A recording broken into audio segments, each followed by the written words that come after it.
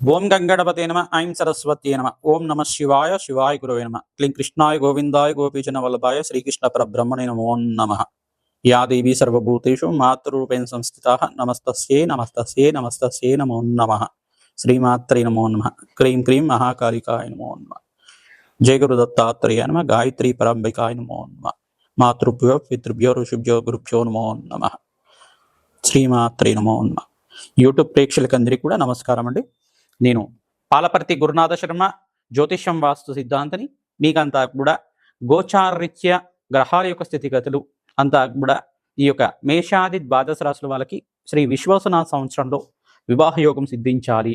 ఆ ఏ రాశి వాళ్ళని ఏ రాశి వాళ్ళు వివాహం చేసుకుంటే గనక శీఘ్ర వివాహ యోగం సిద్ధిస్తుంది, అసలు జాతక చక్రం అంతా కూడా వివాహ యోగానికి ఎటువంటి పరిష్కారాలు ఆచరించాలి, ఏ రాశి వాళ్ళని చేసుకోకూడదు అనేది తెలుసుకుంటే కనుక శీఘ్రంగా వివాహ యోగం సిద్ధించడానికి ఆస్కారం ఉంటుంది. అసలు కళ్యాణము అంటే జాతకరీత్యా ప్రధానంగా చూసుకుంటే ఈ యొక్క పూర్వజన్మలో చేసుకున్న పుణ్య ఫలితాన్ని అంతా కూడా ఆనందకరమైన జీవితం అంతా కూడా జీవించడానికి ప్రతి ఒక్క మానవుడంతా కూడా ప్రభావితం చేయడానికి వంశాభివృద్ధికి కారణమవుతుంది. ప్రధానంగా చూసుకుంటే వధూవరుల యొక్క వివాహం అంతా కూడా శీఘ్రంగా జరగడానికి కూడా, ఆలస్య వివాహాలకి జరగడానికి కూడా దానికి ఒక కారకత్వాలు అనేది ఉంటాయి అన్నమాట.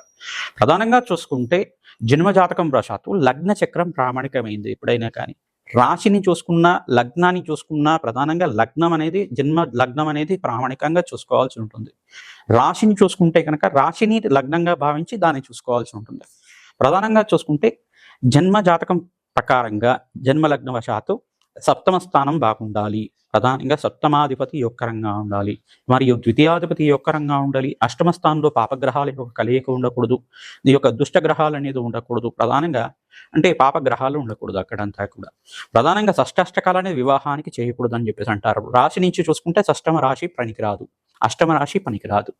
మరియు చూసుకుంటే వివాహం అనేది కూడా వైవాహ జీవితం అనేది చాలా శ్రేష్టమైన జీవితంగా చెప్పడం జరుగుతుంది. గృహస్థాశ్రమ జీవితం అని చెప్పేసి అంటారు. ప్రధానంగా చూసుకుంటే అన్యోన్యమైన దాంపత్యము, సుఖమైన జీవితం జీవించడానికి, భోగభాగ్యమైన జీవితం జీవించడానికి ప్రధానంగా ఎవరైతే గనక ప్రతినిత్యం కూడా అమ్మవారి ఆరాధన చేస్తారో జాతకరీత్యా సర్వ వివాహ ప్రతిబద్ధంగా దోష నివారణంతా కూడా జరిగి శీఘ్రంగా అతి శీఘ్రంగా కళ్యాణ యోగం సిద్ధించడానికి ఆస్కారం ఉంటుంది. ప్రతినిత్యం కూడా ఈ యొక్క వివాహానికి ఎటువంటి జాతకాలు చూడాలి, వివాహానికి రాశి నుంచి ఎటువంటి జాతకాలు చేసుకోకూడదు అంటే ప్రధానంగా చూసుకుంటే జాతకం అనేది ప్రధానికంగా చెప్పడం జరుగుతుంది. అసలు వివాహ పొంతనలే చూసుకుంటున్నాం. ఈ పొంతనలో చూసుకుంటే ఈ యొక్క 36 పాయింట్లకి 18 వస్తే సరిపోతుందా, 24 వస్తే సరిపోతుందా అనేది ప్రామాణికంగా చూసుకుంటారు. ప్రధానంగా ఇదొకటే ప్రామాణికంగా, ఇదొక బేసిక్ మాత్రమే. మీరు పంచాంగంలో చూసుకునేది కానీ మీరు ప్రామాణికంగా గణాలు అంటే ప్రధానంగా చూసుకునేది గణాలు అని చెప్పేసి అనుకుంటారు. ఈ యొక్క మేలాపకం అంతా కూడా చూసుకుంటే ప్రధానంగా ఈ యొక్క 24 గుణాలంతా కూడా కేంద్రంగా యోగకరంగా ఉండాలి. 21 గుణాలకి కనీసం దానికంతా కూడా 80% అంతా కూడా రావాల్సి ఉంటుంది. అట్లా వివాహ యోగం చేసుకుంటే కనుక ఆ యొక్క అన్యోన్యమైన దాంపత్యం స్థిరంగా ఉంటుంది. అష్టైశ్వర్య భోగభాగ్యాలు శరీరనివాసంగా ఉంటాయి. మహాలక్ష్మి కటాక్షం కలుగుతుంది. అఖండమైన దీర్ఘ సుమంగళ యోగం సిద్ధిస్తుంది. ఇప్పుడు అంతా కూడా చూసుకుంటే ప్రస్తుత కాలంలో అంతా కూడా జాతక ప్రభావం అనేది చూసుకోకుండా వివాహం చేసుకోవడం వల్ల ఎక్కువగా విడాకులు తీసుకోవడం, డైవర్స్ కేసెస్ ఎక్కువగా అవుతుండడం, ఆలస్య వివాహాలు అవుతుండడం, ఈ యొక్క ద్వితీయార్థంలో అంటే జీవితంలో ద్వితీయార్థంలో అంతా కూడా వివాహ యోగం ఉండడం. ప్రధానంగా 30 దాటిన తర్వాత కానీ 35 దాటిన తర్వాత కానీ 40 దాటిన తర్వాత కూడా వివాహాలు అవుతూ ఉంటాయి కొంతమందికి. ఎందుకు అట్లా జరుగుతున్నాయి అంటే జన్మజాతకంలో కనుక ఈ యొక్క నవమ స్థానంలో పాపగ్రహాలు ఉంటే కనుక ప్రధానంగా చూసుకుంటే కొన్ని నవమ స్థానము, చతుర్థ స్థానము, పంచమ స్థానం అని చెప్పేసి అంటారు. ఈ యొక్క స్థానాలు ప్రధానంగా అక్కడ పాపగ్రహాలు ఉంటాయి కనుక ఆలస్య వివాహాలు అవడానికి ఆస్కారం ఉంటుంది. ప్రధానంగా చూసుకుంటే పితృశాపం, పితృదోషం కారణమవుతుంది. మరియు ఇక్కడ ప్రధానంగా చూసుకుంటే కొన్ని దోషాలు అనేది ఉంటాయి అన్నమాట. కలత్ర దోషం అని చెప్పేసి, తర్వాత మాంగళ్య దోషం అని చెప్పేసి అంటే ఇక్కడ చూసుకుంటే అష్టమ స్థానాన్ని మాంగళ్య దోషం అంటారు. ప్రధానంగా చూసుకుంటే ప్రధానంగా జన్మజాతకంలో చూసుకుంటే పురుషుడికి అంతా కూడా బృహస్పతి యోగకరంగా ఉండాలి, గురుబలం బాగా ఉండాలి, మరియు శుక్రుడు కలత్ర కారకుడు అవుతాడు. ఈ యొక్క పురుష జాతకంలో చూసుకుంటే శుక్రుడు యొక్కరంగా ఉంటే కలత్రకారకుడు అవుతుంది. శీఘ్రంగా కళ్యాణ యోగం సిద్ధించడానికి ఆస్కారం ఉంటుంది. సప్తమాధిపతి, అష్టమాధిపతి, ద్వితీయాధిపతి, ఈ యొక్క పంచమాధిపతి యొక్కరంగా ఉండాలి. ఈ యొక్క దశ అంతర్దశలోనే వివాహం అవుతుంది. సప్తమాధిపతి ఒక దశలో వివాహ యోగం అవ్వచ్చు. కొంతమందికి పంచమాధిపతి యొక్క దశలో అంతా కూడా వివాహ యోగం అవ్వచ్చు. కొంతమందికి అంతా కూడా చూసుకుంటే లగ్నాధిపతి యొక్క దశలో అంతా కూడా, లగ్నాధిపతి అంతర్దశలో అంతా కూడా వివాహ యోగం అవడానికి ఆస్కారం ఉంటుంది. ప్రధానంగా వివాహ యోగం అనేది, వివాహ జీవితం అనేది అంతా కూడా శ్రేష్టమైన జీవితంగా చెప్పడం జరుగుతుంది. వంశాభివృద్ధికి కారణం అవుతుంది. జీవితం అంతా కూడా సాఫల్యం చేసుకోవడానికి ఆస్కారం ఉంటుంది. ప్రధానంగా చూసుకుంటే యజ్ఞ హోమాది కార్యక్రమాలు చేసుకోవాలంటే కనుక వివాహ యోగం చేసుకున్న వాళ్ళు మాత్రమే, దంపతులు మాత్రమే దీనికి అర్హులుగా ఉంటారన్నమాట. ప్రధానంగా చూసుకుంటే వంశాభివృద్ధికి కారణమైన ఈ యొక్క వివాహ యోగానికి ఏ రాశి వాళ్ళు ఏ రాశి వాళ్ళని చేసుకోకూడదు అనేది మాత్రమే ఇప్పుడు చెప్పడం జరుగుతుంది, విశ్లేషణ చేయడం జరుగుతుంది. మేషాది ద్వాదశ రాశుల వాళ్ళు ప్రధానంగా ఈ యొక్క మేషరాశి వాళ్ళని చూసుకుంటే ఈ రాశి వాళ్ళని చేసుకోకూడదు అని తెలిసిందనుకోండి. ప్రధానంగా మీకు అంతా కూడా ఎటువంటి జాతకాలు చూసుకోవాలి, దీని ప్రామాణికం అంతా కూడా ఏ రకంగా చూసుకోవాలి అనేది విశ్లేషణ చేసుకుంటే కనుక, జన్మ జాతకాన్ని పొంతలను చూసుకుంటే, కంపారిబిలిటీ చూసుకుంటే కనుక అందరికీ కూడా తెలుస్తుంది.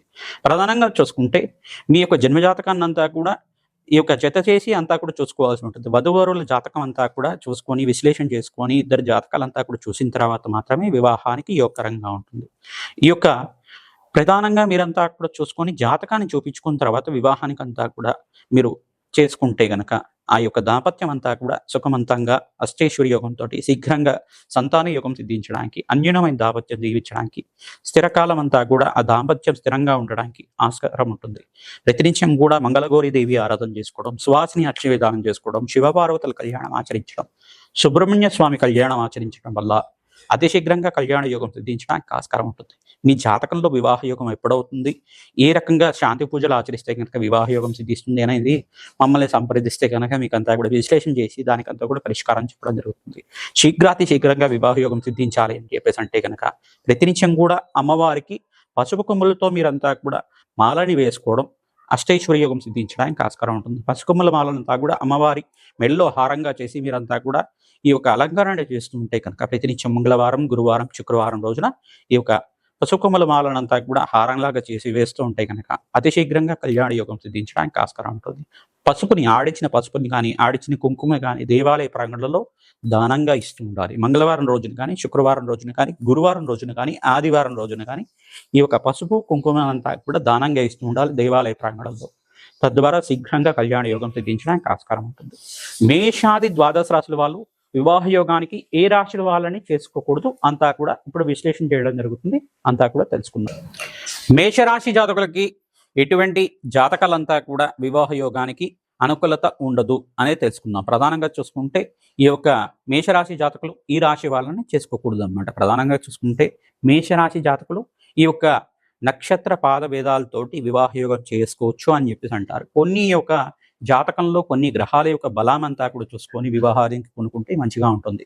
కానీ మా యొక్క మీకు చిన్న సూచన ఏంటిదంటే మేషరాశి జాతకులు స్వరాశి అయిన మేషరాశి వాళ్ళని వివాహం చేసుకోకుండా ఉండడమే మంచిగా ఉంటుంది. ఎందుకంటే ఇప్పుడు ప్రస్తుత గోచారంలో అంతా కూడా ఏలినాటి శని ప్రభావం ఉన్నది, మరియు వివాహం చేసుకునే వాళ్ళకు కూడా ఏలినాటి శని ప్రభావం ఉంటుంది. దశనాథుడు దశయోగం అంతా కూడా చూసుకుంటే మహర్దశ అంతా కూడా చూసుకుంటే ఒకటే మహర్దశ ఉంటే కనుక, ఏక నక్షత్రము పాదభేదాలతో ఉంటే కనుక ఒకటే ఈ యొక్క మహర్దశ అంతా కూడా నడుస్తుంది, అంతర్దశ అంతా కూడా ఒకటిగా ఉంటుంది. ఈ యొక్క గుణాలన్నీ కూడా ఒకటిగా ఉంటాయి. ప్రధానంగా చూసుకుంటే ఇప్పుడు ప్రస్తుత కాలంలో అంతా కూడా వివాహానికి ఒకటే రాశి వాళ్ళని చేసుకోవడం అంతా కూడా అంత మంచిది కాదు అని చెప్పేసి చెప్పడం జరుగుతుంది. ప్రధానంగా మేషరాశి వాళ్ళే వివాహం చేసుకోకుండా ఉంటే ఈ యొక్క మంచి జరుగుతుంది. ప్రధానంగా మరియు ద్వితీయ స్థానము వ్యయ స్థానం అని చెప్పేసి అంటారు. ద్వితీయ స్థానం అని చెప్పేసి అంటే రెండో రాశి, మేషరాశి నుంచి రెండో రాశి వృషభ రాశి వాళ్ళని వివాహం చేసుకోకూడదు. ఎందుకు చేసుకోకూడదు అని చెప్పేసి అంటే కనుక మేషరాశి వాళ్ళు వృషభ రాశి వాళ్ళని చేసుకుంటే ఈ యొక్క గ్రహమైత్రి అనేది కుదరదు. ప్రధానంగా చూసుకుంటే పరస్పరం అనేది వైర ప్రభావం అనేది ఉండొచ్చు, గొడవలు జరుగుతూ ఉండొచ్చు. ప్రధానంగా చూసుకుంటే అదంతా కూడా చిన్న గొడవ అంతా కూడా డైవర్స్ దాకా వెళ్తూ ఉండొచ్చు. మరియు వ్యయస్థానం అంతా కూడా చూసుకుంటే మేషరాశికి వ్యయస్థానం ఏమవుతుంది, మీనరాశి అవుతుంది. ఇక్కడ కూడా మీనరాశి వాళ్ళకు కూడా ఏలినాటి శని ప్రభావం ఈ యొక్క రెండో దశలో ఉంది. మేషరాశి వాళ్ళకు కూడా ఏలినాటి శని ప్రభావం ఇప్పుడే ప్రారంభమైంది. తద్వారా మీరంతా కూడా ఈ యొక్క రాశి వాళ్ళు మేషరాశి వాళ్ళని వివాహం చేసుకోకూడదు, మరియు వృషభ రాశి వాళ్ళని వివాహం చేసుకోకూడదు. మరియు ఇక్కడ చూసుకుంటే మీనరాశి వాళ్ళని వివాహం చేసుకోకూడదు. ఎందుకంటే ఏలినాటి శని ప్రభావం ఉంది కావున ఈ యొక్క దశ అంతా యోగకరంగా ఉండదు. ఈ రాశినంతా కూడా ద్వితీయ ద్వాదశ స్థానాలు అని చెప్పేసి అంటారు. అంటే ద్వితీయ ద్వాదశ స్థానాలంతా కూడా వివాహ యోగానికి అంతా కూడా అంత మంచిది కాదు. ఏ రాశి వాళ్ళైనా, మేషాది ద్వాదశ రాశి వాళ్ళైనా కానీ ద్వితీయ వ్యయ స్థానాల్లో అంతా కూడా ఆ రాశి వాళ్ళని వివాహం చేసుకోకూడదంట. మీ రాశి నుంచి 2వ స్థానం మరియు మీ రాశి నుంచి 12వ స్థానం ఉన్న రాశిని వివాహం చేసుకోకుండా ఉంటే శీఘ్రంగా మీకు అంతా కూడా మంచి జరగడానికి ఆస్కారం ఉంటుంది. మరియు ఇంకా ఎవరిని చేసుకోకూడదు, సప్తమాధిపతి ఎవరైతే ఉన్నారో సప్తమాధిపతి రాశి వశాత్తు చూసుకుంటే రాశి నుంచి సప్తమ స్థానం ఏమవుతుంది, మేషరాశి నుంచి సప్తమ స్థానం అంతా కూడా ప్రధానంగా చూసుకుంటే మేషరాశి నుంచి సప్తమ స్థానం అంతా కూడా ఈ యొక్క తులారాశి అవుతుంది. మేషరాశి నుంచి సప్తమ స్థానం అంతా కూడా తులారాశి అవుతుంది. కావున తులారాశి జాతకులు కూడా మేషరాశి వాళ్ళకి అంత యోగకరం కాదు అని చెప్పడం జరుగుతుంది. ప్రధానంగా చూసుకుంటే మేషరాశి జాతకుల యొక్క గుణగణాలు ఏ రకంగా ఉంటాయి అంటే ప్రతి విషయంలో కూడా యోధుల్లాగా ఉంటారు, ప్రతి విషయంలో కూడా ధైర్య సాహసాలు చూపిస్తూ ఉంటారు, ప్రతి విషయంలో కూడా ముందు ఉండడానికి ప్రయత్నం చేస్తూ ఉంటారు. మొండి వైఖరి ఉంటుంది. ప్రధానంగా చూసుకుంటే లక్షణాలంతా కూడా గుణాలన్నీ కూడా చూసుకుంటే వాళ్ళకంతా కూడా ప్రతి విషయంలో కూడా దుందుడుకుతనం అనేది ఉంటుంది, ముక్కుసోటితనం ఉంటుంది, మాట వినకపోతే లెక్క చేయరు, ఇటువంటి తత్వం అనేది ఉంటుంది. మాటకి విలువిస్తారు, ఇచ్చిన మాట నెరవేర్చుకోవడానికి ఇటువంటి సాహసాలంతా కూడా చేస్తూ ఉంటారు. యోధుల్లాగా ఉంటారు. ప్రధానంగా చూసుకుంటే భక్తి జ్ఞానం అంతా కూడా బాగా ఉంటుంది. వాళ్ళకంతా కూడా ధర్మ పరిపాలన చేయడానికి ప్రయత్నం చేస్తుంటారు, ధార్మికంగా ఉండడానికి ప్రయత్నం చేస్తుంటారు. ఈ యొక్క బంధుమిత్రులతో కానీ, ప్రేమ అనురాగాలు కానీ, ఈ యొక్క సహధర్మచారితో కానీ, భార్యతో కానీ మంచిగా ఉండడానికి, ప్రేమగా ఉండడానికి ప్రయత్నం చేస్తుంటారు. సంఘంలో మంచి గౌరవం తీసుకురావడానికి ప్రయత్నం చేస్తుంటారు. ఈ యొక్క మేషరాశి జాతకులంతా కూడా అష్టమ స్థానాధిపతి అయిన ఇక్కడ అష్టమ స్థానం ఏమవుతుందంటే మేషరాశి వాళ్ళకి ఈ యొక్క వృచ్చికం అవుతుంది. అష్టమ స్థానం అంతా కూడా వృచ్చికం అవుతుంది కాబట్టి అష్టమ స్థానం కూడా యోగకరం కాదు. అష్టమ స్థానం వృచ్చికం అంతా కూడా చూసుకుంటే నక్షత్రాలు పాయింట్లంతా కూడా బాగా ఉంటున్నాయి, మీరంతా కూడా 25, 24 వస్తున్నాయి, 29 దాకా వస్తున్నాయి అని చెప్పేసి నేను నక్షత్ర కారకత్వాలంతా కూడా చూసుకొనేసి గుణాలంతా కూడా చూసుకుని 36 పాయింట్లకంతా కూడా ఇంత గుణాలు వస్తున్నాయని చెప్పేసి గుడిగా వెళ్తూ ఉంటారు. కానీ ఇదొకటే కాకుండా జన్మజాతకంలో ఈ రాశి యొక్క తత్వాన్ని చూసుకోవాలి, 21 గుణాలంతా కూడా చూసుకోవాలి, 24 గుణాలు అని చెప్పేసి ఉంటాయి అంతా కూడా ఆ గుణాలు కూడా చూసుకొని జన్మజాతకాన్ని అంతా కూడా కంపారిజన్ చేసుకుని మాత్రమే వీరంతా కూడా ఈ 2 జాతకాలంతా కూడా పొంతలను చూసుకోవాలి, చూడాలి. వధూవరుల జాతకాలంతా కూడా కలుస్తున్నాయా లేదా, జాతక ప్రభావం అంతా కూడా ఈ రకంగా ఉంది, వీరికి అన్యోన్య దాంపత్యం ఉందా, శీఘ్రంగా సంతాన యోగం ఉందా, స్త్రీల జాతకంలో చూసుకుంటే ముఖ్యంగా అంతా కూడా దీర్ఘ సుమంగళి యోగం ఉందా లేదా అని చూసుకోవాలి. ఒకవేళ దీర్ఘ సుమంగళి యోగం తక్కువగా ఉంటే పురుష జాతకంలో గురుబలం మెండుగా ఉండాలి, అష్టమ స్థానంలో పాపగ్రహాలు ఉండకూడదు. ఇటువంటి దోషాలకి పరిహారం అంతా కూడా చేసుకోవాలి. సువాసిని అర్చన విధానం ఎక్కువగా చేసుకుంటూ ఉండాలి. ముత్తైదు తాంబూలాలంతా కూడా గౌరీదేవి నోములు, కాత్యాయని నోములు అంతా కూడా సువాసిని నోములంతా కూడా శీఘ్రంగా అంతా కూడా చేసుకుంటూ ఉండాలి. తద్వారా దీర్ఘ సుమంగళి యోగం సిద్ధించడానికి ఆస్కారం ఉంటుంది. మంగళగౌరి దేవి నోములు ఆచరించడం వల్ల స్త్రీలకంతా కూడా అఖండమైన దీర్ఘ సుమంగళి యోగం సిద్ధించడానికి ఆస్కారం ఉంటుంది. కాత్యాయని నోము సిద్ధించడానికి అంతా కూడా కాత్యాయని నోము ఈ యొక్క కన్యలంతా కూడా ఈ వ్రతాన్ని ఆచరించడం వల్ల శీఘ్రంగా కళ్యాణ యోగం సిద్ధించడానికి ఆస్కారం ఉంటుంది. ప్రతినిత్యం కూడా ఈ యొక్క మేషరాశి జాతకులు ఈ యొక్క షష్టమ రాశిని కూడా చేసుకోకూడదు అన్నమాట. కన్యారాశి జాతకులకు కూడా మేషరాశి జాతకులకి అంత యోగకరం కాదు. ప్రధానంగా చూసుకుంటే గ్రహమైత్రి అనేది కుదరదు, ప్రధానంగా చూసుకుంటే మిత్రత్వం ఉండదు, కుజుడు అంగారకుడు అవుతాడు. ఇక్కడ కన్యారాశి జాతకులంతా కూడా ప్రతి విషయంలో కూడా మాట నెగ్గేతత్వం ఉంటుంది, దుందుడుకుతనం ఉంటుంది, కోపం ఆవేశం ఎక్కువగా ఉంటాయి. వీళ్ళకంతా కూడా సాత్వికమైన జీవితం జీవించడానికి ప్రయత్నం చేసుకుంటారు. ప్రతి విషయంలో కూడా వాళ్ళ మాటే నెగ్గాలని చెప్పేసి ప్రయత్నం చేస్తుంటారు. వీళ్ళకంతా కూడా ఆర్థికంగా కొంచెం కష్టాలు రావడానికి ఆస్కారం ఉంటుంది. మనస్పర్ధలంతా కూడా అప్పులు బాధలు అవ్వడానికి ఆస్కారం ఉంటుంది. ఈ యొక్క షష్టమ రాశి మరియు సప్తమ రాశి, అష్టమ రాశి కూడా అంత యోగకరం కాదు, మరియు తృతీయ రాశి కూడా అంత యోగకరం కాదు అని చెప్పేసి అంటారు. ప్రధానంగా రాశిని చూసుకుంటే 3వ రాశి మిథున రాశి అవుతుంది. ఆ మిథున రాశి జాతకులు కూడా మేషరాశి జాతకులకి అంత యోగకరం కాదు. ప్రధానంగా చూసుకుంటే ఇంత జాతక విశ్లేషణ అంతా కూడా చేసుకొని జన్మ జాతకానికి ఎటువంటి జాతకాలంతా కూడా మంచిగా మీకు పొంతనాలు కుదురుతాయి, మంచి యోగకరంగా ఉంటాయి. కొన్ని విశేషమైన స్థానాల్లో మాత్రమే, విశేషమైన సందర్భాల్లో మాత్రమే ఈ రాశి వాళ్ళని పెళ్లి చేసుకోవచ్చు అని చెప్పేసి చెప్పడం జరుగుతుంది. కొన్ని విశేషంగా మీ జాతకంలో బాగా కొన్ని గ్రహాలు బాగా బలంగా ఉండాలి, యోగంగా ఉండాలి. వివాహ యోగం అయిన తర్వాత వీళ్ళకి సంతాన యోగం సిద్ధిస్తుంది, వంశాభివృద్ధి కలుగుతుంది, దీర్ఘ సుమంగళి యోగం సిద్ధిస్తుంది. ఈ వివాహం అంతా కూడా శాశ్వతంగా ఉంటుంది, అన్యోన్యమైన దాంపత్యము, సుఖమైన జీవితం, సుఖమైన సంసారం అంతా కూడా బాగా జరుగుతుంది అని చెప్పేసి మనం ఈ యొక్క జాతకాలంతా కూడా విశ్లేషణ చేసుకుంటే కనుక వీళ్ళకి ఎటువంటి విడాకులు కానీ, వీళ్ళకి ఎటువంటి డైవర్స్ కేసెస్ కానీ ఇటువంటివి ఉండవు అని చెప్పేసి ఒక నిర్ధారణకు వచ్చిన తర్వాత మాత్రమే వివాహాలకంతా కూడా ఈ యొక్క జాతకాలంతా కూడా చూపించుకొని వివాహానికి యొక్కరంగా చేసుకోవాలి.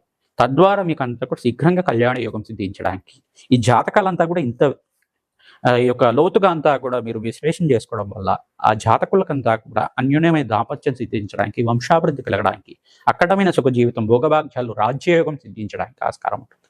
జగన్మాత ఆశీర్వాదం వల్ల మీకు అంతా కూడా అతి శీఘ్రంగా కళ్యాణ యోగం సిద్ధించాలని చెప్పి ఆశీర్వాదం చేస్తున్నాం. మీరంతా కూడా ప్రతినిత్యం కూడా మేము చేసే యజ్ఞాధికృతుల్లో పాల్గొనండి. మీ జన్మజాతకాన్ని మీరంతా కూడా విశ్లేషణ చేయించండి. తద్వారా మీకు అంతా కూడా అతి శీఘ్రంగా కళ్యాణ యోగం సిద్ధించడానికి మీ జన్మజాతకం ప్రకారంగా ఎటువంటి శాంతి పూజలు చేయించాలి, తద్వారా మీకు అంతా కూడా శీఘ్రంగా కళ్యాణ యోగం సిద్ధిస్తుంది. దానికంతా కూడా విశ్లేషణ చేసి పరిష్కారం చెప్పడం జరుగుతుంది. రాజశ్యామల యజ్ఞాధికృతులు కానీ, కాలభైరవ శాంతి హోమాది కార్యక్రమాలు కానీ, బగలామకి శాంతి హోమాది కార్యక్రమాలు కానీ, తద్వారా మీకు అంతా కూడా శ్రీసూక్త విధానంగా ఈ యొక్క లక్ష్మీ కుబేర శాంతి హోమాది కార్యక్రమాలు, మహాలక్ష్మి శాంతి హోమాది కార్యక్రమాలు, జపాలు, దానాలు అన్నీ కూడా నవగ్రహాలకి జపాలు, సంపూర్ణమైన జపాలు, దానాలు అంతా కూడా ఆచరించడం వల్ల అతి శీఘ్రంగా కళ్యాణ యుగం సిద్ధించడానికి పరిష్కారం చూపించడం జరుగుతుంది. శ్రీమాత్రే నమః.